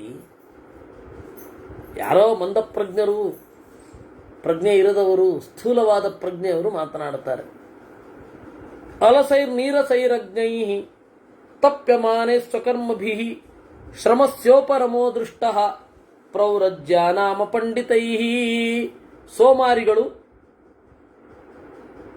ಸಂಸಾರದಲ್ಲಿ ರಸ ಕಾಣಲಾಗದವರು, ದಡ್ಡರು, ತಪಸ್ಸಿನ ನೆಪ ತೊಟ್ಟು ಸುಮ್ಮನೆ ಕುಳಿತವರು, ದಣಿವಾರಿಸಿಕೊಳ್ಳುವವರಿಗೆ ಸನ್ಯಾಸಾಶ್ರಮ ಅಂತನ್ನೋದು ಒಳ್ಳೆಯ ನೆಪ. ಗೃಹಸ್ಥಾಶ್ರಮ ಅಲ್ವಾ, ಅವನು ಇನ್ನೊಂದನ್ನು ಹಂಗೆ ಮಾಡಿ ನೋಡೋದು. ಅಂದ್ರೆ ಗೊತ್ತಿಲ್ಲ ಅಂತಲ್ಲ, ಈ ವಾದವನ್ನು ನಮ್ಮ ಮುಂದೆ ಇಡೋದು, ನೀವು ಇದರಲ್ಲಿರುವ ಎಲ್ಲ ಆಯಾಮಗಳಲ್ಲಿ ವಿಚಾರ ಮಾಡಿ ಅಂತಷ್ಟೇ. ಶಿವರಶ್ಮಿ ಏನು ದಡ್ಡ ಅಲ್ಲ, ದ್ವೇಷಿ ಅಲ್ಲ, ಕಪಿಲ ಏನು ದಡ್ಡ ಅಲ್ಲ, ದ್ವೇಷಿ ಅಲ್ಲ. ಕನ್ಕ್ಲೂಷನ್ನು ಇಷ್ಟೇ, ಎರಡೂ ಆಶ್ರಮ ಶ್ರೇಷ್ಠ ಅಂತ. ಯಾಕಂದ್ರೆ ಅದು ಮೊದಲನೇ ಆಗೋಗಿದೆ. ಶಿವರಶ್ಮಿನೇ ಹೇಳಿದ್ದಾನೆ, ಗಾರ್ಹಸ್ಥ್ಯ ಕಿಂ ಪ್ರಯೋಜನಂ ಅಂತ ಇವನು ಉರಿಸಿದ್ದಕ್ಕೆ ಇವನು ಕೇಳಿದ ಅಷ್ಟೇ, ಇನ್ನೇನಿಲ್ಲ. ತ್ರೈಲೋಕ್ಯಸ್ಯೈವ ಹೇತುರ್ಹಿ ಮರ್ಯಾದಾ ಶಾಶ್ವತಿ ಧ್ರುವ ಬ್ರಾಹ್ಮಣೋ ನಾಮ ಭಗವಾನ್ ಜನ್ಮ ಪ್ರಭೃತಿ ಪೂಜ್ಯತೆ. ಮರ್ಯಾದ ಮನುಷ್ಯನ ಮಿತಿ, ಇಷ್ಟರ ಮೇಲೆ ಮನುಷ್ಯ ಮಿತಿ ಮೀರಬಾರದು ಅಂತ ತೀರ್ಮಾನ ಮಾಡೋನು ಯಾರು? ಮೊದಲು ಹೇಳ್ಕೊಡೋರು ಯಾರು? ತಾಯಿ ತಂದೆ. ಇಷ್ಟು ಅನ್ಯಾಯ ಮಾಡಬಾರದು, ಇಷ್ಟರ ಒಳಗಡೆ ನಿನ್ನ ಚಟುವಟಿಕೆಗಳಿರಬೇಕು ಅಂತ ಹೇಳಿ ಸಂತೋಷದ ಇತಿಮಿತಿಯನ್ನ, ಇಷ್ಟೊಂದು ತ್ಯಾಗ ಮಾಡಬಾರದು ಅಂತ ತ್ಯಾಗದ ಇತಿಮಿತಿಯನ್ನ ಕೊಡುವವಳು ಯಾರು? ತಾಯಿ. ಕನ್ನಡದ ಪದ್ಯ ಗೊತ್ತಿದೆಯೋ ಇಲ್ವೋ? ಜನನಿ ತಾನೇ ಮೊದಲ ಗುರುವು, ಮನೆಯ ಮೊದಲ ಪಾಠಶಾಲೆ ಜನನಿ ತಾನೇ ಮೊದಲ ಗುರುವು ಅಂತ. ಅಷ್ಟೇ, ಅದು ಅವರೇ ಹೇಳ್ಕೊಡೋದಿದ್ರೆ ನೀವು ಈ ಮಿತಿಗೂ ಬರ್ತಾ ಇರಲಿಲ್ಲ. ಹೀಗಾಗಿ ಭೋಗದ ಇತಿಮಿತಿಯನ್ನ, ನೀತಿಯ ಇತಿಮಿತಿಯನ್ನ, ನ್ಯಾಯದ ಇತಿಮಿತಿಯನ್ನ ನಿಮ್ಮಲ್ಲಿ ಇವತ್ತಿನ ಪರಿಭಾಷೆ ಇನ್ಕಾರ್ಪೊರೇಟ್ ಮಾಡೋದಾದರೆ ಅದು ತಾಯಿಯಿಂದಲೇ, ಅದು ಗೃಹಸ್ಥಾಶ್ರಮವೇ ಬೇಕು. ಇದು ಹೀಗೆ ಬೆಳೆದ ಬ್ರಾಹ್ಮಣ ಜನ್ಮ ಪ್ರಭೃತಿ ಪೂಜ್ಯತೆ, ಅವನನ್ನು ಪೂಜಿಸ್ತಾರೆ. ಪ್ರಾಗ್ಗರ್ಭಧಾನ ಮಂತ್ರಾದ್ ಹಿ ಪ್ರವರ್ತಂತೆ ದ್ವಿಜಾದಿಷು ಅವಿಶ್ವಸ್ತೇಷು ವರ್ತಂತೆ ವಿಶ್ವಸ್ತೇಶ್ವಪಿ ಸಂಸ್ಕೃತಾ. ಗರ್ಭಾಧಾನ ಮಂತ್ರಗಳುಂಟು. ಅವಳು ಒಬ್ಬಳು ಹುಡುಗಿ ಮದುವೆ ಆಗಿದ್ದಾಳೆ ಅಂತಂದ್ರೆ ಅವಳು ಗೊತ್ತಿರಲಿ ಗೊತ್ತಿಲ್ಲದೆ ಇರಲಿ, ಮಂತ್ರ ಅಂತೂ ಇದೆ. ದಶಾಸ್ಯಾನ್ ಪುತ್ರಾನಾಧೇಹಿ ಪತಿಮೇಕಾದಶಂ ಕೃಧಿ. 10 ಮಕ್ಕಳು ಇವಳಲ್ಲಿ ನಿನಗಾಗಲಿ. ಓ ಹುಡುಗಿಯೇ, ಪತಿಂ ಏಕಾದಶಂ ಕೃಧಿ, ಗಂಡ ನಿನಗೆ 11ನೆಯ ಮಗುವಾಗಲಿ.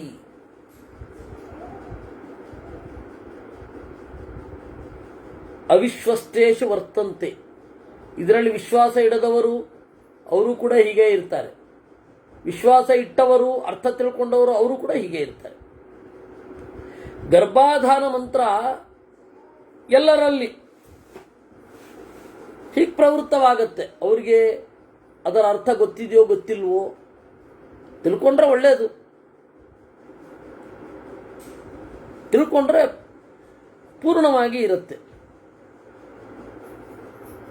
ದಾನಂ ಪುನಃ ಸಂಗ್ರಹಣಂ ಸಂಶ್ರಿತಂ ಪಾತ್ರ ಭೋಜನಂ ದಾನಂ ಗವಾಂ ಪಶೂನಾಂ ಚಿ ಪಿಂಡಾನಾಂ ಚಾಪ್ಸುಮಜ್ಜನಂ. ದಾನ, ಸಂಗ್ರಹಣ, ಒಟ್ಟು ಮಾಡುವುದು. ಆಮೇಲೆ ಪಾತ್ರ ಭೋಜನಂ, ಸರಿಯಾದವ್ರಿಗೆ ಊಟ ಹಾಕೋದು, ಹಸಿದವರಿಗೆ ಯೋಗ್ಯರಾದವರಿಗೆ ಊಟ ಹಾಕೋದು. ಆಮೇಲೆ ಗೋದಾನ ಮಾಡಬೇಕು ಅಂತಾರೆ, ಶಾಸ್ತ್ರದಲ್ಲಿ ಉಂಟು. ಗೋದಾನ ಮಾಡಿ ಯಾರಿಗೆ ಮಾಡೋದು? ಸನ್ಯಾಸಿಗಳಿಗೆ ಮಾಡೋದಾ, ಗೃಹಸ್ಥರಿಗೆ ಮಾಡಬೇಕಾ? ಸನ್ಯಾಸಿಗೆ ಮಾಡಿದ್ರೆ ಇದು ಇಟ್ಕೊಂಡು ಹೋಗ್ಬೇಕಷ್ಟೆ, ಹಸು ಮೇಯಿಸ್ಲಿಕ್ಕೆ ಹೋಗ್ಬೇಕು ಅವನು. ಈಗ ಮಠಕ್ಕೆ ಕೊಡ್ತೀವಿ ಅಂದರೆ ಆ ಮಠದಲ್ಲಿ ನೋಡ್ಕೊಳ್ಳೋರು ಗೃಹಸ್ಥರೇ, ಅಥವಾ ಈ ಸನ್ಯಾಸಿ ಅಂತೂ ಅಲ್ಲ. ಮೇಲ್ವಿಚಾರಣೆ ಮಾಡ್ಬೋದು ಅಷ್ಟೇ ವಿನಃ ಅವ್ರು ನೋಡ್ಕೊಳ್ಳಿಕ್ಕಾಗಲ್ಲ. ದಾನಂ ಗವಾಂ ಪಶೂನಾಂ ಹಿ ಪಿಂಡಾನಾಂ ಚಾಪ್ಸುಮಜ್ಜನಂ. ಆಮೇಲೆ ಪಿಂಡಾನಾಂ ಚಾಪ್ಸುಮಜ್ಜನಂ, ಅವರು ಏನು ಪಿಂಡ ಇದೆ, 3 ಪಿಂಡವನ್ನೇನಿಡ್ತಾರೆ ಅದನ್ನು ನೀರಲ್ಲಿ ಮುಳುಗಿಸ್ಬೇಕು, ಒಂದು ಹಕ್ಕಿಗಿಡಬೇಕು, ಮದ್ದು ಸೊಸೆ ಕೊಡಬೇಕು. ಈ ವ್ಯವಸ್ಥೆ ಎಲ್ಲ ಯಾರಿಗೆ? ಶಾಸ್ತ್ರದ ಈ ವ್ಯವಸ್ಥೆ ಯಾರಿಗೆ? ವೇದದಲ್ಲೇ ಈ ಮಂತ್ರ ಉಂಟು. ಯಾರಿಗಪ್ಪ? ಗೃಹಸ್ಥರಿಗೋ ಸನ್ಯಾಸಿಗೋ? ವೇದದ ಹೆಚ್ಚು ವಿಧಿ ಇರೋದು ಗೃಹಸ್ಥರಿಗೆ, ಸನ್ಯಾಸಿಗಳಿಗಲ್ಲ. ವೇದ ಬಿಟ್ಟವರವರು. ಅರ್ಚಿಷ್ಮಂತೋ ಬರ್ಹಿತದಃ ಕ್ರವ್ಯಾದಾಪ್ಪಿತರ ಸ್ಮೃತಾ ಮೃತಸ್ಯಾಪ್ಯನುಮನ್ಯಂತೆ ಮಂತ್ರಾಶ್ಚ ಕಾರಣಂ. ಇನ್ನು ಎಲ್ಲ ಪಿತೃದೇವತೆಗಳ ಬೇರೆ ಬೇರೆ ಗಣಗಳುಂಟು. ಎಲ್ಲ ಗಣಗಳಿವೆ. ಆ ಪಿತೃದೇವತೆಗಳ ಆರಾಧನೆ ಮಾಡೋದಾರು ಸನ್ಯಾಸಿನ? ಹಾಗಾದ್ರೆ ಅವೈದಿಕ ಯಾರು? ಸನ್ಯಾಸಿಯೇ ಆಗಬಹುದಲ್ವಾ? ಏವಂ ಕ್ರೋಶತ್ಸು ಮೃತಸ್ಯಾಪಿ ಅನುಮನ್ಯಂತೆ ಮಂತ್ರಾಹ ಮಂತ್ರಾಶ್ಚ ಕಾರಣಂ. ಸತ್ತು ಹೋದ ಮೇಲೂ ಕೂಡ ಈ ಮಂತ್ರಗಳು ಅವನ ಹೆಸರಿನಲ್ಲಿ ಅಲ್ಲಿಗೆ ಅನುಮನ್ಯಂತೆ. ಪಿತೃಣಾಮಿತಿ ಚಿಂತ್ಯಂತೆ, ಇದು ಪಿತೃದೇವತೆಗಳಿಗೆ ಅಂತ ಅವರ ಹೆಸರು ಮಾತ್ರ. ಏವಂ ಕ್ರೋಶತ್ಸು ವೇದೇಶು ಕುತೋ ಮೋಕ್ಷೋಸ್ತಿ ಕಸ್ಯಚಿತ್ ಋಣವಂತೋ ಯದಾ ಮರ್ತ್ಯಾ ಪಿತೃದೇವ ದ್ವಿಜಾತಿಷು ಕ್ರಿಯಾವಿಹೀನೈರಾಲಸ್ಯೈ ಪಿತರೋ ಹ್ಯಪಲಾಪಿತಾ. ಹೀಗೆ ವೇದಗಳು ಬೊಬ್ಬೆ ಇಡ್ತಾ ಇವೆ. ಕ್ರೋಶತ್ಸು ವೇದೇಶು, ಈ ವೇದಗಳ ಬೊಬ್ಬೆಯಿಂದ ನೀವು ತಪ್ಪಿಸ್ಕೊಳ್ಳಿಕ್ಕೆ ಸನ್ಯಾಸ ತಗೊಂಡ್ಬಿಟ್ಟಿದ್ದೀರ.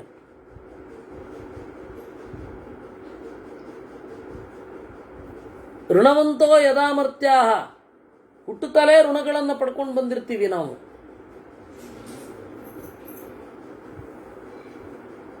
ಪಿತೃಋಣ, ಋಷಿ ಋಣ, ಭೂತಋಣ ಅಂತೆಲ್ಲ ತಗೊಂಡು ಬಂದಿರ್ತೀವಿ. ಅದನ್ನೆಲ್ಲ ಪೂರೈಸಬೇಕು ಅಂತ ಕರ್ತವ್ಯ, ಪೂರೈಸ್ಬೇಕು ಅದನ್ನ. ಹೀಗಾಗಿ ನೀನು ಒಬ್ಬನೇ ಕೂತ್ಕೊಂಡು ಸುಖವಾಗಿರ್ಲಿಕ್ಕಾಗಿ, ಗಬುಕ್ಕಂತ ಬಡದು ಬಾಯಿಗೆ ಹಾಕೊಳ್ಳಿಕ್ಕಾಗಿ ಗೃಹಸ್ಥಾಶ್ರಮ ಅಲ್ಲ. ಎಲ್ಲರಿಗೂ ಪಾಲನ್ನು ಸಲ್ಲಿಸಬೇಕಾಗಿದ್ದದು.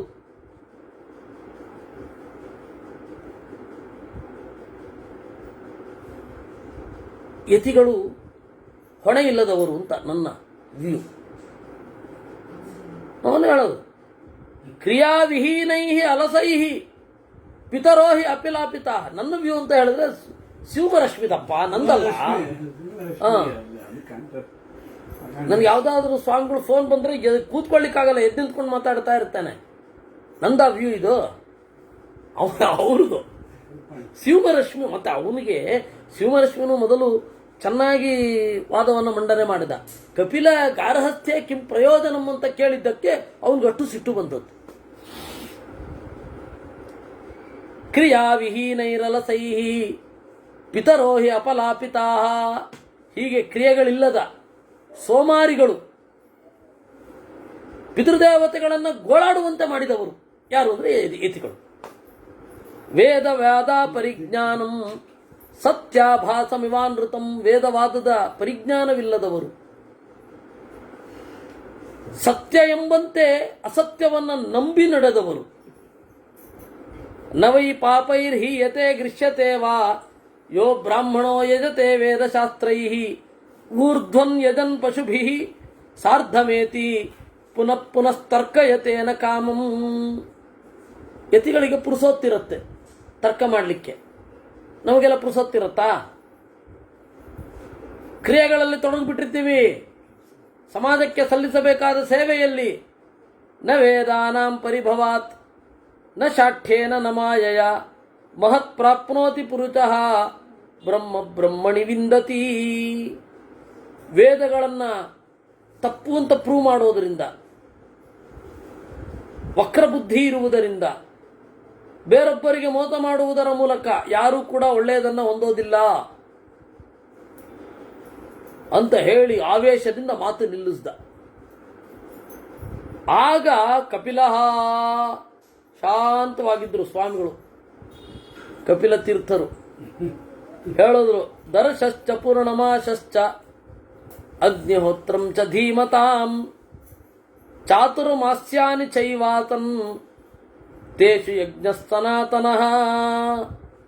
ಹೌದಪ್ಪ, ನೀನು ಹೇಳಿದ್ದನ್ನು ಒಪ್ಕೊಳ್ತೇನೆ. ನಿನ್ನ ಮಾತನ್ನು ಸಂಕ್ಷಿಪ್ತವಾಗಿ ಅನುವಾದ ಮಾಡ್ತೇನೆ. ಮೊದಲು ದರ್ಶಶ್ಚ ಪೂರ್ಣಮಾಸಶ್ಚ ಅಗ್ನಿಹೋತ್ರಂಚ ಧೀಮತಾಂ. ಯಜ್ಞದಲ್ಲಿ ಪ್ರಧಾನವಾಗಿ 7 ಪ್ರಕೃತಿಗಳು ಅಂತ. ಯಜ್ಞದ ಪ್ರಕೃತಿಗಳು 7. ಅದರಲ್ಲಿ ಪ್ರಧಾನವಾಗಿರೋದು ವಾಜಪೇಯ, ಅತಿರಾತ್ರ, ಈ ತರಹದ್ದನ್ನು ಬಿಟ್ಟರೆ ದರ್ಶ, ಪೂರ್ಣಮಾಸ, ಅಗ್ನಿಹೋತ್ರ, ಚಾತುರ್ಮಾಸ್ಯ ಇವು 4 ಆದರೆ ಅತಿರಾತ್ರ, ವಾಜಪೇಯ, ಆಪ್ತೋರ್ಯಾಮ, ಸೋಮ ಈ 3 7 ಪ್ರಧಾನವಾದ ಯಜ್ಞದ ಅಂಗಗಳು. ಇದನ್ನೇ ಎಷ್ಟೂ ಬೆಳೆಸಬಹುದು. ಇದನ್ನೇ ಬೆಳೆಸಿದ್ರೆ ಅಶ್ವಮೇಧ ಆಗತ್ತೆ, ರಾಜಸೂಯ ಆಗತ್ತೆ.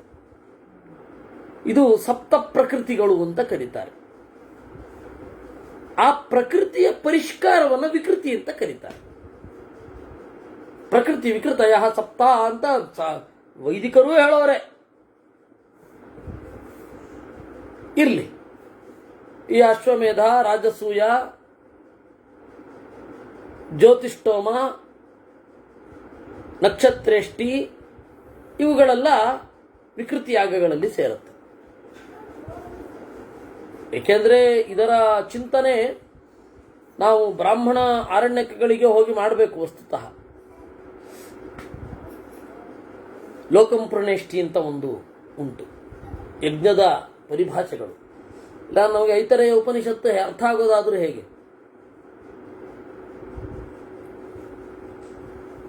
ಪ್ರಧಾನವಾಗಿ 4: ದರ್ಶ, ಪೂರ್ಣಮಾಸ ಅಥವಾ ಪೌರ್ಣಮಾಸ, ಅಗ್ನಿಹೋತ್ರ, ಚಾತುರ್ಮಾಸ್ಯ ಅಂತ. ಈ 4ರಲ್ಲೇ ಯಜ್ಞ ಪೂರ್ತಿಯಾಗಿ ನೆಲೆಗೊಂಡಿರೋದು. ವಾಜಪೇಯ ಆಪ್ಷನ್ ಅಲ್ಲದು.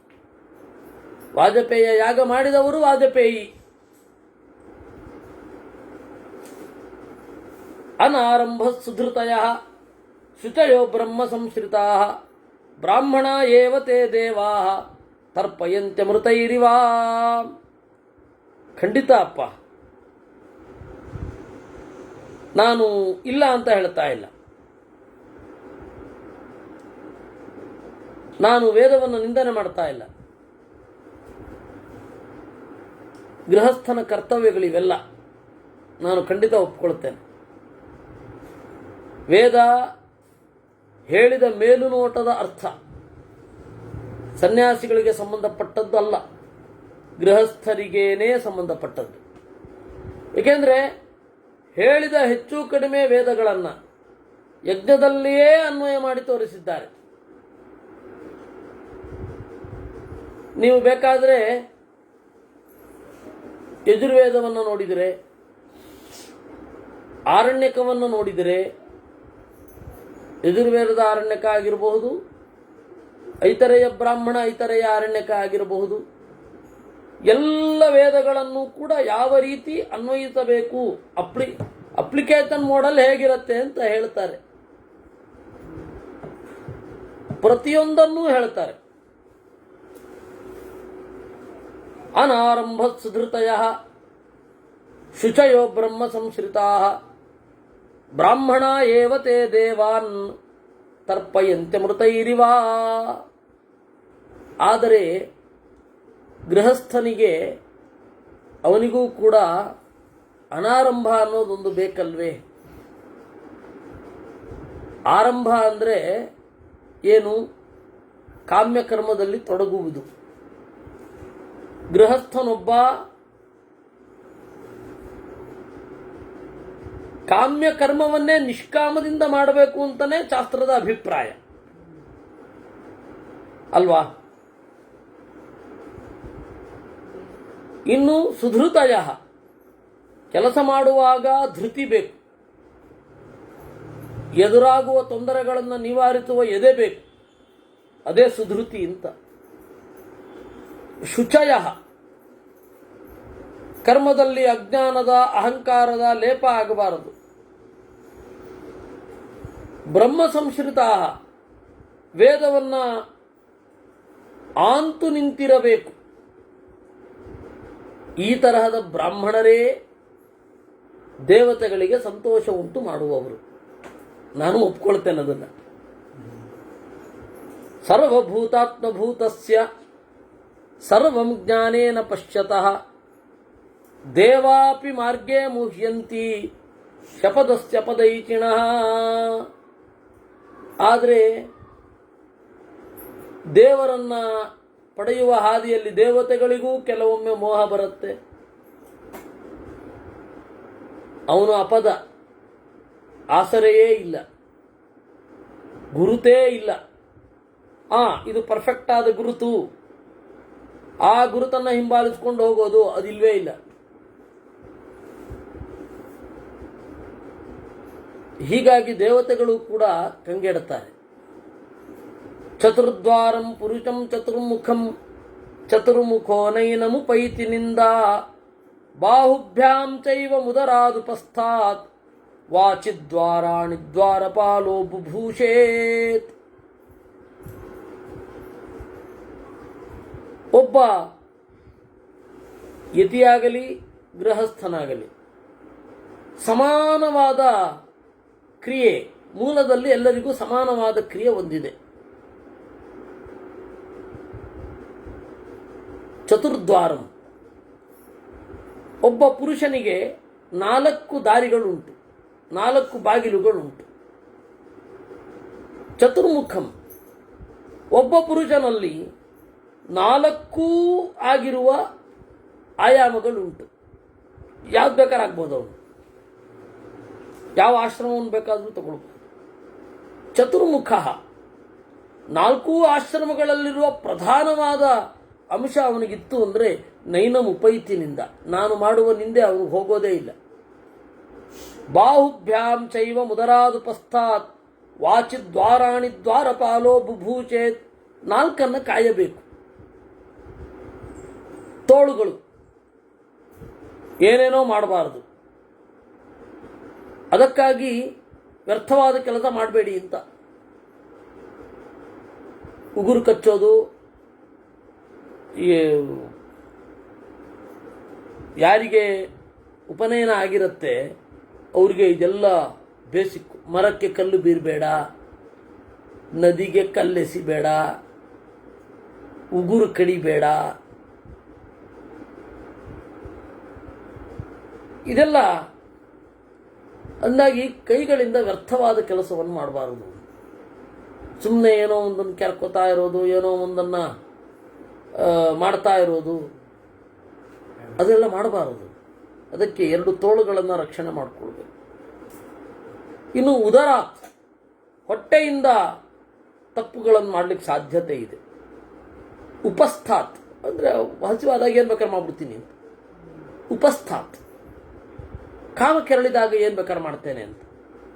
ವಾಚ್ ಏನು ಬೇಕಾದ್ರೆ ಮಾತಾಡ್ತೇನೆ ಅಂತ. ಈ 4 ದ್ವಾರಗಳನ್ನು, ಉದರ, ಉಪಸ್ಥ, ಮಾತು, ತೋಳು, ಈ 4 ದ್ವಾರಗಳಿಗೆ ಪಾಲಕರಾಗಿ ಇರಬೇಕು. ಅನವಶ್ಯಕವಾದ ಸಂಗತಿಗಳು ಒಳಗಡೆ ಹೋಗಬಾರದು, ಅನವಶ್ಯಕವಾದ ಸಂಗತಿಗಳು ಹೊರಗಡೆ ಹೋಗಬಾರದು. ಹೀಗೆ 4 ತೋಳುಗಳಿಂದ 4 ಬಾಗಿಲುಗಳಿಗೆ ದ್ವಾರಪಾಲಕರಾಗಿ ಇರಬೇಕು.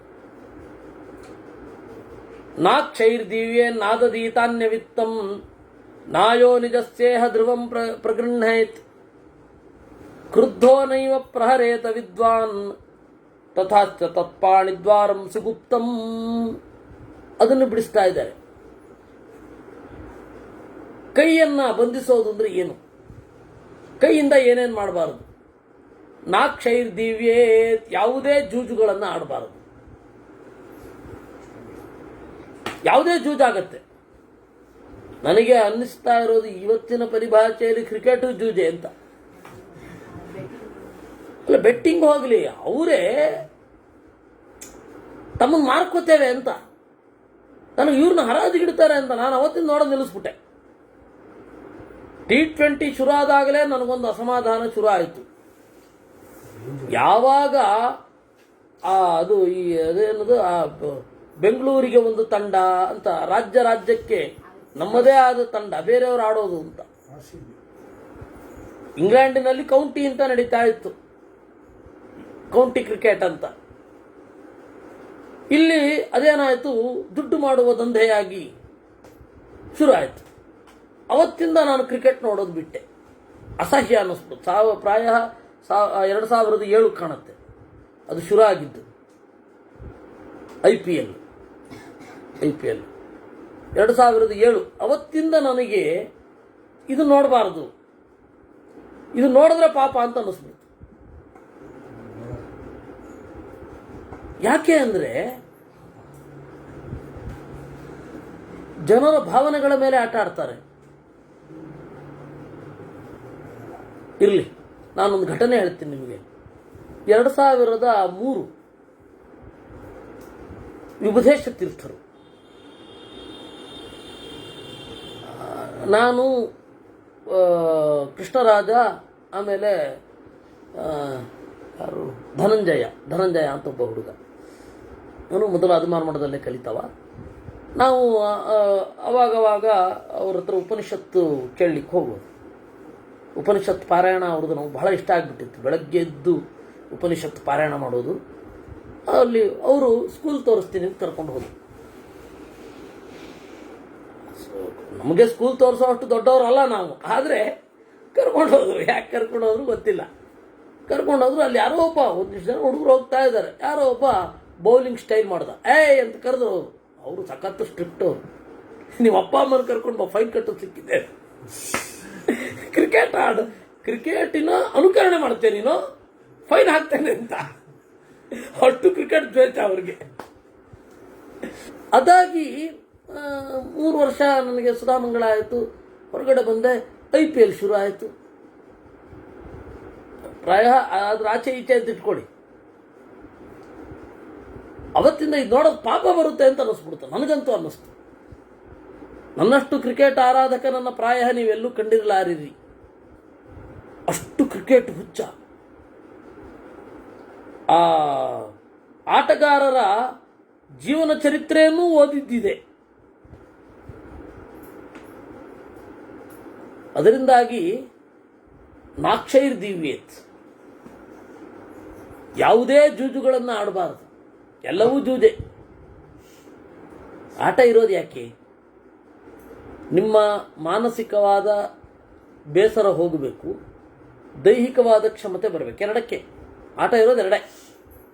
ಅದರಿಂದ ಅದನ್ನೇ ಪ್ರಧಾನವಾಗಿ ಹಣ ಗಳಿಸುವ ದಂಧೆಯಾಗಿಸಿಕೊಳ್ಳುವುದು. 30 ವರ್ಷ ಆದ ಮೇಲೆ ಪ್ರೈಮ್ ಟೈಮ್ ರಿಟೈರ್ಡ್ ಆಗೋಗೋದು. ಕೆಲಸ ಶುರು, ಪಕ್ವತೆ ಎಲ್ಲ ಬಂದು ಆಟಗಾರರಿಗೆ ಅದೇ ನಿವೃತ್ತಿ. ವೇಸ್ಟ್ ಅಲ್ವಾ ಸಮಾಜಕ್ಕವರು? ಆಮೇಲೆ ಅವ್ರೇನು ಮಾಡ್ತಾರೆ? ಹೋಟೆಲ್ಲೋ ಇನ್ನೇನೋ ತೆಗೆದು ವ್ಯಾಪಾರದಲ್ಲಿ ತೊಡಗುತ್ತಾರೆ. ಎಂಥ ದುರಂತ ಇದು! ಅದರಿಂದ ನಾಕ್ಷೈರ್ದೇವಿ ಇವೆಲ್ಲ ಜೂಜೆ. ಯಾವುದೇ ತರಹದ ಜೂಜುಗಳನ್ನು ಆಡಬಾರದು. ನಾದದೀತ ಅನ್ಯವಿತ್ತಂ, ಬೇರೆಯವರ ಹಣ ತಗೋಬಾರದು. ನಾಯೋ ನಿಜಸ್ಯೇಹ ಧ್ರುವಂ ಪ್ರಗೃಹೇತ್, ಅಯೋನಿಜನಾದವನ ವಿಚಾರವನ್ನು ಸ್ವೀಕಾರ ಮಾಡಬಾರದು. ಅಂದರೆ ಅಯೋನಿಜನಾದ ಥರ ನಾನು ಇರ್ತೇನೆ ಅಂತ ಹೋಗಬಾರದು. ಯಾಕೆ? ಅಶ್ವತ್ಥಾಮ ಥರ ಹಾಗೆ ಮಾಡಿಲ್ವ, ನಾನು ಮಾಡ್ತೇನೆ, ನಾನು ಏನು ಮಾಡೋದು ತಪ್ಪು, ಅವ್ರು ಮಾಡಿದ್ರೆ ಸರಿ, ನಾನು ಮಾಡಿದ್ರೆ ತಪ್ಪ ಅಂತ. ಅಯ್ಯೋ ಆ ಥರದ್ದೆಲ್ಲ ಹೋಗಬೇಡ ಮಾರಾಯ, ಅವ್ರದ್ದೆಲ್ಲ ಬೇರೆ. ನೋಡಿ, ಕೃಪಾಚಾರ್ಯರು ಹಾಗೆ ಮಾಡಿದ್ರು, ದ್ರೋಣಾಚಾರ್ಯರು ಹೀಗೆ ಮಾಡಿದ್ರು, ಅದನ್ನಾಗ ನಾನು ಹಿಂಗೆ ಮಾಡ್ತೇನೆ, ಅವ್ರದ್ದೆಲ್ಲ ತಗೊಳ್ಬೇಡ ನೀನು. ಅಯೋನಿಜಸ್ಯ ಚರಿತಂ ನ ಗೃಹ್ಣೇತ್, ಕ್ರುದ್ಧೋ ನೈವ ಪ್ರಹರೇತ ವಿದ್ವಾನ್. ಸಿಟ್ಟಿನಲ್ಲಿ ಹೊಡಿಬಾರದು. ಕ್ಷತ್ರಿಯ ಶಿಕ್ಷೆಗೆ ಅಂತ ಹೊಡಿಬೇಕು, ಶಿಕ್ಷಣಕ್ಕೆ ಅಂತ ಹೊಡಿಬಹುದು. ಸಿಟ್ಟಿನಲ್ಲಿ ಅಂತ ಹೊಡಿಬಾರದು, ಸಿಟ್ಟು ಬಂದಾಗ ಹೊಡಿಬಾರದು. ತಥಾಶ್ಚ ತತ್ಪಾಣಿ ದ್ವಾರಂ ಸುಗುಪ್ತಂ, ಹೀಗಿದ್ರೆ ಅವನ ತೋಳು ಎಂಬ ಬಾಗಿಲಿನಿಂದ ಕಳ್ಳರು ನುಗ್ಗದಂತೆ, ಕಳ್ಳರು ಹೊರಗಡೆ ಹೋಗದಂತೆ, ಅಂದರೆ ಅವನಿಂದ ಕೆಟ್ಟ ಕೆಲಸ ಆಗದಂತೆ ತಡೆಯುವಂತಹ ವಿಚಾರ. ನಾಕ್ರೋಚ ಮೃಚ್ಛೇನ್ ನಮೃಚಾವದೇಚ್ಛ ನ ಪೈಚುನಂ ಜನವಾದಂಚ ಕುರ್ಯಾತ್ ತಸ್ಯ ವ್ರತಂ ಮಿತ ಭಾಷ್ಯ ಪ್ರಮತ್ತಃ ತಥಾಸ್ಯ ವಾಗ್ದ್ವಾರಮಥೋ ಸುಗುಪ್ತಂ. ಇನ್ನು ನಾಕ್ರೋಚ ಮೃಚ್ಛೇತ್, ಉತ್ಕಟವಾಗಿ ಬೈಬಾರದು. ಇಂಟೆನ್ಸಿವ್ ಆಗಿ ಬೈತಾರೆ. ಯಾವ ರೀತಿ ಅಂತಂದರೆ ಅಷ್ಟು ಇಂಟೆನ್ಸಿವ್ ಆಗಿ ಬೈಬಾರದು, ಬೇಗ ಬಿಟ್ಬಿಡ್ಬೇಕು ಅದನ್ನು. ನಮೃಷಾ ವದೇಚ್ಛ, ವ್ಯರ್ಥವಾದದ್ದನ್ನು ಮಾತನಾಡಬಾರದು. ನ ಪೈಶುನಂ, ಚಾಡಿ ಹೇಳಬಾರದು. ಒಬ್ರು ತಗೊಂಡೋಗಿ ಇನ್ನೊಬ್ರಿಗೆ ಚಾಡಿ ಹೇಳಬಾರದು. ಜನವಾದಂ ಚ ಕುರಿಯಾತ್, ನ ಜನವಾದಂ ಕುರಿಯಾತ್, ಜನರೆಲ್ಲ ಒಪ್ಪಿರೋದನ್ನು ಒಪ್ಪಿಕೊಂಡು ನಾವು ಏನೇ ಒಂದು ತೀರ್ಮಾನಕ್ಕೆ ಬರಲಿಕ್ಕೆ ಹೋಗಬಾರದು. ಅದಕ್ಕೆ ಸರಿಯಾದ ಅನುಭವ, ಸರಿಯಾದ ಮಾಹಿತಿ ಎಲ್ಲ ಇರಬೇಕು. ಮೆಜಾರಿಟಿ ಜನರ ಅಭಿಪ್ರಾಯವನ್ನು ಯಾವತ್ತೂ ಅನುಸರಿಸಬಾರದು. ಯಾಕೆಂದರೆ ಅಜ್ಞಾನವೇ ಇರುತ್ತೆ ಅವರಿಗೆ ಅಂತ. ಜನವಾದ ಅಂದರೆ ಹಾಗೆ. ಮೆಜಾರಿಟಿ ಆಫ್ ಪೀಪಲ್ ಅಂತ ಏನಿರ್ತಾರೆ ಅವರು ಹೇಳಿದ್ದನ್ನ ಒಪ್ಪಿಕೊಂಡು ಧಡಕ ಮುಂದೋಗ್ಬಿಡ್ಬಾರದು. ವಿಚಾರ ಮಾಡ್ಬೇಕಾ, ಸತ್ಯ ಇರೋದೇ ಇಲ್ಲ ಅಂತಲ್ಲ ನಾನು ಹೇಳ್ತಾ ಇರೋದು. ಇವತ್ತಿಗೂ ಭಾರತದಲ್ಲಿ ಮೆಜಾರಿಟಿ ಆಫ್ ಪೀಪಲ್ ಏನಂತ ಇರುತ್ತೆ, ನೀತಿ ಅಂತ ಒಂದು ಏನೋ ಒಂದಿದೆ, ಹಿಂದಿನ ಕಾಲದ ಋಷಿಗಳ ಒಂದು ಪ್ರಭಾವ. ಆದರೆ ಬೊಂಬಾರ್ಡಿಂಗ್ ಅಂತ ಏನೊಂದು ಬರ್ತಾ ಇರುತ್ತಲ್ಲ ಸುತ್ತಮುತ್ತ, ಅದ್ರ ಬೆನ್ನ ಹಿಂದೆ ಬೀಳಬಾರದು.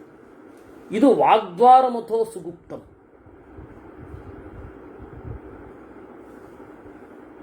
ಇಷ್ಟು ವಾಗ್ದ್ವಾರ ಗುಪ್ತವಾದದ್ದು.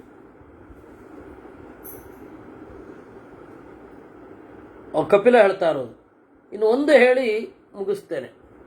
ಜಠರಾತ್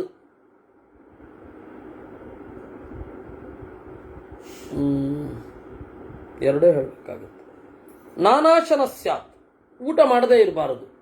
ನಮಹಾಶನ ಸ್ಯಾತ್, ತುಂಬ ಊಟ ಮಾಡಬಾರದು.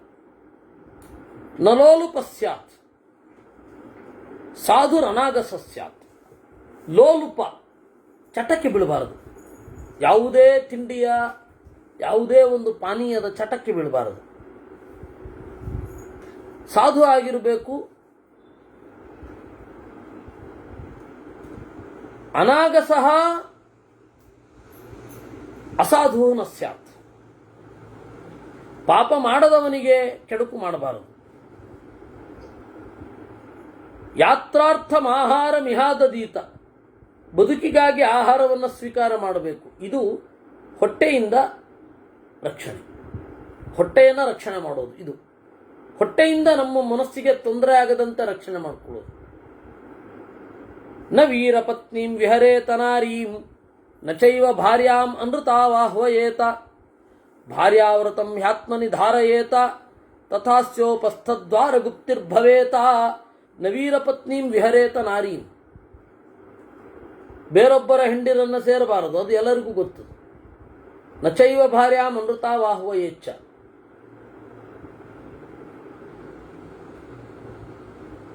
ನಿಷಿದ್ಧವಾದ ಕಾಲಗಳಲ್ಲಿ ಹೆಂಡತಿಯೊಡನೆ ಕೂಡಬಾರದು. ಭಾರ್ಯಾವ್ರತಂ ಹ್ಯಾತ್ಮನಿ ಧಾರಯೇತ, ಯಾರ ಜೊತೆ ಧರ್ಮಾರ್ಥ ಕಾಮಗಳನ್ನು ಹಂಚಿಕೊಳ್ತೇನೆ ಅಂತ ಸಂಕಲ್ಪ ಮಾಡಿರ್ತಾನೋ ಅವಳನ್ನು ಬಿಟ್ಟು ಬೇರೆ ಕಡೆಗೆ ಹೋಗಬಾರದು. ಅದು ಉಪಸ್ಥದ ರಕ್ಷಣೆ, ಕಾಮದ ರಕ್ಷಣೆ. ಇಷ್ಟು ಇರುವಂಥದ್ದು. ಇಂಥವರು ಗೃಹಸ್ಥರಿಗೆ ಇರಬೇಕಾದದ್ದು. ಗೃಹಸ್ಥರ ಪಟ್ಟಿ ಇಷ್ಟು ಪಾಲನೆ ಯತಿಗಳಲ್ಲಿ ಸಹಜವಾಗಿ ಬಂದ್ಬಿಡುತ್ತೆ. ಇದೆಲ್ಲ ಗೃಹಸ್ಥರಿಗಿದೆ, ಯತಿಗಳಿಗೂ ಕಾಮನ್. ಆದರೆ ಗೃಹಸ್ಥರಿಗಿಲ್ಲದೆ ಇರೋದೊಂದು ಯತಿಗಳಿಗಿರುತ್ತೆ, ಅಲ್ಲಿಗೆ ಬರ್ತಾರೆ. ಅದರಿಂದಾಗಿ ನಾನು ಯಾಕೆ ಹೇಳಿದ್ದು ಅಂತಂದರೆ ಅಂತ ಹಾಗೆ ಹೇಳ್ತಾರೆ. ಅದಕ್ಕೆ ಮೊದಲು ಗೃಹಸ್ಥರು ಹೇಗಿರಬೇಕು ಅಂತ ಅನುವಾದ ಮಾಡ್ತಾನೆ. ಅದನ್ನು ನಾವು ಮಂಗಳವಾರ ನೋಡೋಣ. ಸೋಮವಾರ ಪಾಡ್ಯ. ಇನ್ನು ನಾಳೆ ಕುಮುದಮ್ಮನವರ ಮನೆಯಲ್ಲಿ ವಿಷ್ಣು ಪುರಾಣ, ಆಮೇಲೆ ಇದುಂಟು, ಯಾವುದು ಏನು ಮಾಡ್ತೇನೆ ಅನ್ನೋದಕ್ಕೆ ವಿಷ್ಣು ಪುರಾಣ ಮತ್ತು ವಿಷ್ಣು ತತ್ವ ನಿರ್ಣಯ ಮಾಡಿ ಸಂಜೆ ವಾಲ್ಮೀಕಿ ರಾಮಾಯಣ ಆಗಿದೆ. ನಾಳೆ ನೋಡೋಣ. ನಾಳೆ ವಿಬುಧ ಪ್ರಿಯರ ಆರಾಧನೆ. ಒಂದು ವಿಭೂತಿ ಪುರುಷ, ಶಕಪುರುಷ ಉಡುಪಿಯದ್ದು, ಅವರನ್ನು ನೆನಪಿಸಿಕೊಳ್ಳಿ ಅಷ್ಟೇ. ಕೃಷ್ಣಾರ್ಪಣಮಸ್ತು. ನಾಳೆ ಬೆಳಗ್ಗೆ ಮತ್ತು ಸಂಜೆ ಭೇಟಿಯಾಗೋಣ.